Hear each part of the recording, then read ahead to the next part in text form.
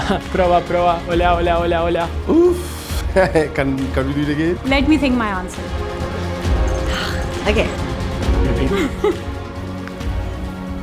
I can go with the flow.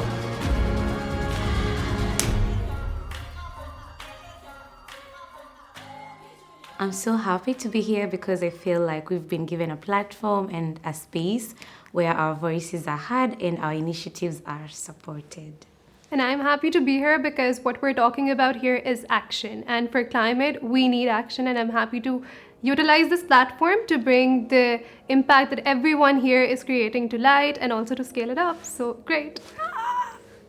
Well, first of all means inspiration. We see so much the inconvenience, the problems, of bad news about climate change, the planetary crisis, but being here is about solutions, it's about game changers, it's about innovation. So for me, it represents happiness, represents opportunity as well, and represents motivation. I mean, every time I talk to the awardees, to the past, group, and the new group, I feel empowered.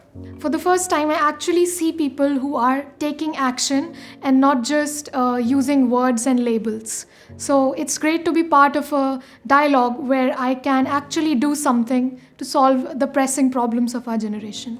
I came this year because last year I won the Youth4Climate 2023 awardee. So this year I'm here to connect with the 2024 awardees and teach them about my challenges, how did I develop my project, learn from each other, and hopefully helping them to implement their project this year. Youth4Climate is a place where the aspiration of change of a few becomes the aspiration of change of an entire community. Every year, there are more and more of us. But our commitment gets bigger and bigger and becomes more and more concrete.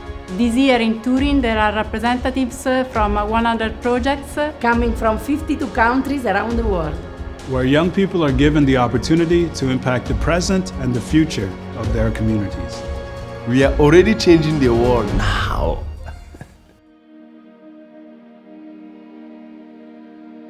Our project, our Uru Uru Team project, is about restoring sacred ecosystems, now restoring our sacred Uru Uru Lake through the implementation of indigenous knowledge and scientific methods, and native plants, totora plants, through phytoremediation, achieving at least 30% decontamination rate so that we can revive, we can protect our lake, because it means protecting indigenous communities, indigenous women, more than 76 birds species, flora and fauna.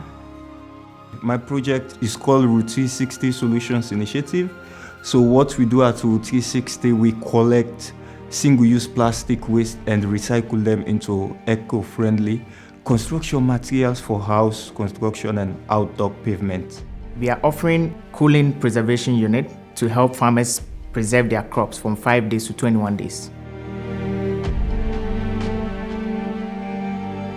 We are propagating and restoring coral reefs in Pakistan.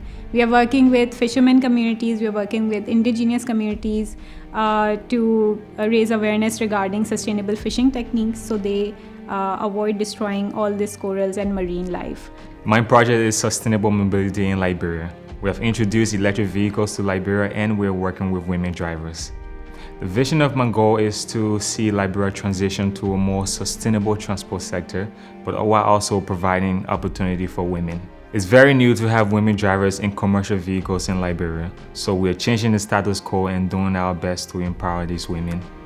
My project is called H2O, Help to Others, and we're working in Pakistan to tackle the climate crisis, which is intensifying the water issue. So 80% people in Pakistan do not have access to clean drinking water, and women are reduced to water labor. So they would head load to carry water from far off places to get contaminated water. So we're focusing on that women are not water laborers, and we're revolutionizing that system with a tech-enabled wheel, which is labor saving and carries way more water, helps them to be way more productive.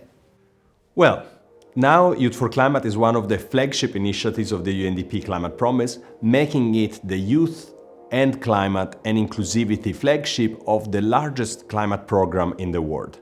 So the future for us is about scale. The future for us is how to be true to this promise that is being made And so every time that we gather with youth from all over the world, I'm humbled by their incredible drive and skills. And so my first concern is that I don't want them to waste their time. So what I like about UNDP Youth4Climate and the partnership with Italy is that it feels like there is no time wasted. There is action, action, action. That is the thing that is most important at COP, to develop this plan, to develop this compass to go forward. Il fatto di avere individuato 100 progetti meritevoli, l'aver coinvolto nelle proposte migliaia di giovani, secondo me è il motivo di grande soddisfazione per il governo italiano, per l'Italia, per il nostro paese. L'Italia ha individuato l'UNDP per due ragioni. Certamente una prima ragione anche istituzionale, perché è emanazione di qualcosa al di sopra dei paesi. Dall'altra parte per quelle che sono le attuazioni pratiche, per quello che l'UNDP sta facendo, ha fatto nel nostro paese, ha fatto con le iniziative che sono partite da Roma e come ha gestito tutta l'iniziativa che si è portata avanti in questi anni e che ci permettono di poter dire che gli obiettivi vengono raggiunti. My message to the politicians from all around the world is that they should learn from this event in Youth4Climate that working together among peers from all over the world with little ideas can make huge impacts. And most important of all is you need to listen to the youth. There is this saying that so many Einsteins and Mozarts were unable to do their work because they were in the kitchen or because they were in the wrong country. So I would like to see a world where we are known for our potential, for our work, and not for how we look. I would like to see that world. One word in Macedonian that really stands out to me is mir. And mir means both peace and world. So thinking about how we are a global community and how we can work together to build that community and live in peace together by building connections across cultures. Ubuntu in my language means I am because you are and you are because I am. Dans mon pays on dit nous ces roseaux, nous plier, nous pas casser. Nous sommes des roseaux, nous plions, mais nous ne cassons pas.